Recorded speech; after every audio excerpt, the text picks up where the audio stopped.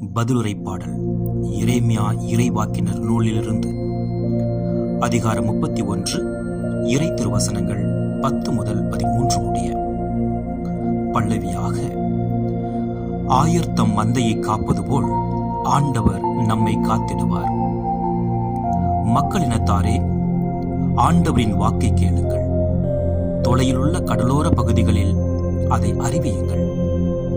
இஸ்ரேலை சிதறடித்தவரே அதை கூட்டிச் சேர்ப்பார்.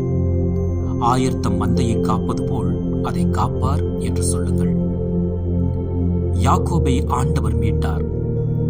அவனிலும் வலியவன் கையில் நின்று அவனை விடுவித்தார். அவர்கள் வந்து சீயோனின் உச்சியில் பாடி மகிழ்வார்கள்.